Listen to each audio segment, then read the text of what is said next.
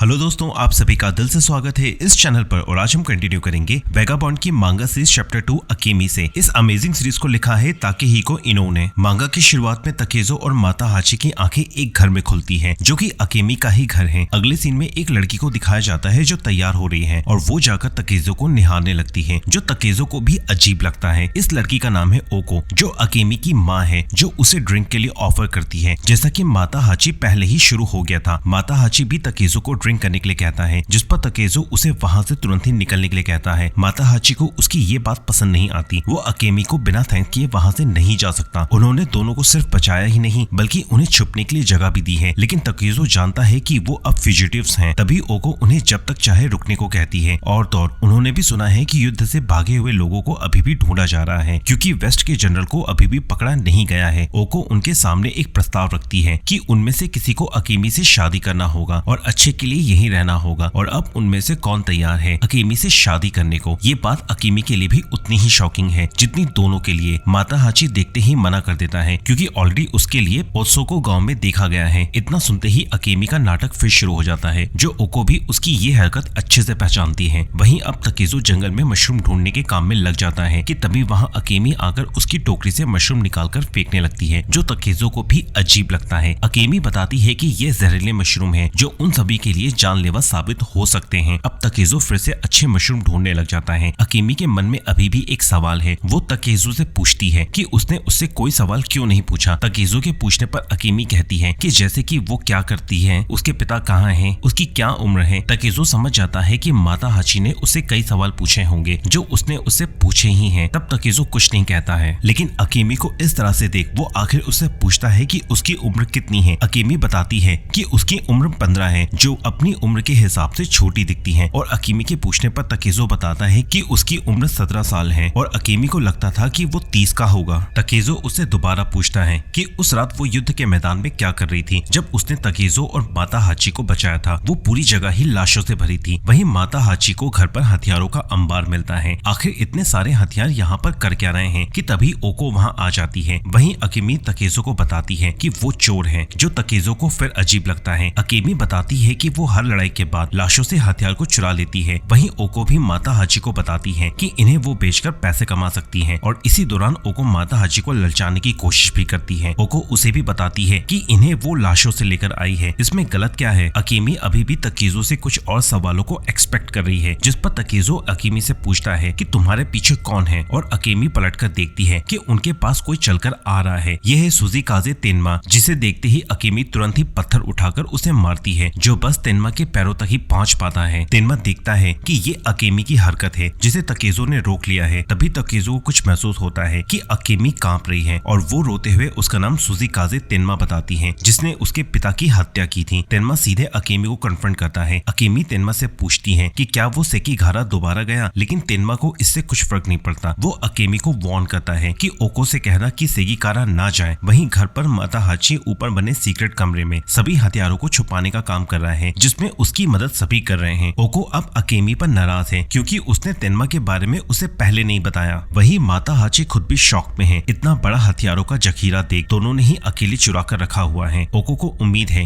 कि वो इन हथियारों को तेनमा से बचा लेगी। तभी तकेजो की नजर एक लकड़ी के स्वॉर्ड पर पड़ती है। ये तलवार तकेजो को पसंद आती है, जिसे रखने की रजामंदी भी ओको उसे दे देती है। और तो और उसके हाथ में ये लकड़ी की तलवार भी उसे आकर्षित कर रही है। वहीं अब रात में सभी ड्रिंक कर रहे हैं, जिसमें तकेजो अभी भी यहाँ से जाने को कह रहा है। अकेमी उससे दोबारा पूछती है कि वो कहाँ जाने वाले हैं। तकेजो वापस अपने गांव मियामोटो जाना चाहता है। माता हाची भी अपने घर वापस जाना चाहता है, क्योंकि उसकी मंगेतर ओत्सो वहाँ पर है। और इसी दौरान तकेजो एक ड्रिंक पीते हुए अचानक ही सो जाता है, जिसे देख तकेजो उसका मजाक उड़ाता है। लेकिन ओको उसे किसी और नजर से देख रही है, जो माता हाची और अकेमी भी देख सकते हैं। वहीं सपने में तकेजो अपने पिता को देखता है, जिसकी माँ उसे छोड़कर चली गई है। और वो अपने पिता से उनके बारे में पूछता है और उसके पिता गुस्से में उसकी पिटाई कर देते हैं। वो नहीं चाहते कि तकेजो अपनी माँ के बारे में सोचे। तकेजो तब भी अपने पिता को घूर कर देखता है, जो उन्हें बिल्कुल पसंद नहीं आता। तभी तकेजो की आंख खुलती है और वो देखता है कि ओको उनके पास ही बैठी उसे निहार रही है। तकेजो वापस अपने होश में आने की कोशिश करता ही है कि ओको उसे छूने के लिए बढ़ती है, जो तकेजो को अजीब लगता है। दरअसल वो चाहती है कि तकेजो भी जाने कि वो उसके लिए कैसा महसूस कर रही है। और वो तकेजो को सेड्यूस करने की कोशिश करने लगती है कि तकेजो उससे दूर हट जाता है। और तभी दरवाजे पर दस्तक होती होती है, जो दोनों को ही समझ में नहीं आता कि इतनी रात गए कौन आया है और दरवाजे पर सूजी काजे गैंग है। वहीं अंदर ओको को दिमाग खराब है कि तकेजो ने उसे एम्बेरस किया है कि बाहर सूजी काजे गैंग चिल्लाने लगती है। ओको अभी भी घर पर शांत बैठी है और सूजी काजे गैंग ने पूरे घर की तलाशी ले ली, लेकिन उन्हें घर पर हथियार नहीं मिले। अब तेनमा खुद ओको को कन्फ्रंट कर उसे हथियारों के बारे में पूछता है, जिस पर ओको कहती है कि तुम जानते हो वो कहाँ है, खुद ही ले लो। तेनमा ओको से कहता है तुम मेरी हो जाओगी तब तुम्हें ये काम करने की जरूरत नहीं पड़ेगी, जिस पर ओको कहती है किस तरह की औरत उसके साथ रहना चाहेगी जिसने उसके ही पति का कत्ल किया है, तुम्हारा चेहरा देखकर ही मुझे उल्टी आती है। ये बातें तेनमा को पिनकाने के लिए काफी था। वो गुस्सा कम करने के लिए ड्रिंक करते हुए छत को चेक करने को कहता है और छत को चेक करते ही वहाँ हथियार गिरने लगते हैं, जिस पर ओको को भी अपनी गलती का एहसास होता है। वहीं दूसरे आदमियों को घर की तलाशी लेने पर अकेमी भी मिल जाती है। तेनमा ओको को बेवकूफ कहते हुए उसकी तरफ बढ़ता ही है और वो दरवाजे पर रुक जाता है। वहीं कमरे में माता हाची और तकेजो भी हथियार लिए छुपे हुए हैं। दोनों ही बस हमले के लिए तैयार ही हैं, लेकिन तेनमा एक इंच भी नहीं हिलता। वो बस यही कहता है मुझसे पंगा मत लो, और वो एक ही पंच से दरवाजे को तोड़ देता है कि माता हाची सामने की तरफ गिरता है और वो तकेजो को तैयार देख उस पर ही वो दरवाजा मार देता है। लेकिन तकेजो उस दरवाजे को अपनी तलवार से डिफ्लेक्ट करता ही है कि तेनमा उसके चेहरे को पकड़कर जमीन पर दे मारता है और तो और उसका चेहरा उठाकर दोबारा मारता है। उसका इतना करना ही ओको और माता हाची को डराने के लिए काफी था कि तभी तेनमा दर्द से चीखता ही है और वो देखता है कि उसके हाथों से खून निकल रहा है, क्योंकि तकेजो ने उसके हाथ से मांस ही चीर दिया है। और इसी दौरान तकेजो उस पर लकड़ी की तलवार से हमला करता है। तेनमा देखता है कि उसके सिर से खून निकल रहा है और अब तकेजो दोबारा खड़ा होता है तेनमा को कन्फ्रंट करने के लिए। वो कहता है कि तुम जरूर डाकू हो, लेकिन तब भी तुम जनरल हो, मुझे तुम्हारा सिर चाहिए। वहीं माता हाची तलवार लिए एकदम से बाहर हमले के लिए भागता ही है और सीधे एक का हाथ काट देता है, जो दो और के होश उड़ाने के लिए काफी था। माता हाची अब अकेले ही उन पर टूट पड़ता है। वहीं बाहर खून खराबा चल रहा है और तेनमा और तकेजो एक दूसरे से लड़ने के लिए तैयार है। दोनों ही स्ट्रेटेजी बना रहे होते हैं कि तभी तेनमा एकदम से बाहर की तरफ भागता है। तकेजो बाहर आते ही वहाँ खड़े एक आदमी को पीटकर सीधे तेनमा की तरफ भागता है, जो खुद अपनी जान बचाकर भाग रहा है। ये बात तकेजो को और भी अजीब लगती है कि किस तरह का लीडर अपनी जान बचाने के लिए भाग रहा है। दोनों ही भागते हुए अब घने जंगल में आ जाते हैं। तेनमा बहुत डरा हुआ है, उसे कभी किसी ने इस तरह से नहीं देखा कि तभी उसके पीछे तकेजो अचानक ही आकर उसके सिर पर स्वॉर्ड से हमला करता है और तेनमा वहीं गिर जाता है। लेकिन तकेजो उसे उसी तलवार से पीट कर मार डालता है। तकेजो खुद भी अब खून से सना हुआ है और वापस आकर देखता है कि माता हाची ने भी वहाँ गैंग को साफ कर दिया है, जो काफी समय बाद उनकी जीत है। माता हाची ओको से कहता है कि अगर कोई पूछे तो यही कहना मियामोटो विलेज से तकेजो और माता हाची ने ये किया। ओको को वो बस बच्चे ही लगते हैं जो खून का खेल खेल रहे हैं, और अब ओको भी कहती है कि वो भी यहाँ से जा रहे हैं, वरना उन पर भी मुसीबत आ सकती है। माता हाची के पूछने पर ओको कहती है सुजुकाजी कोही से, और यहाँ पर ये वीडियो खत्म होती है। ये वीडियो आपको कैसे लगी मुझे कमेंट सेक्शन में बताएं। तो मिलते हैं अगले वीडियो में, तब तक के लिए गुड बाय।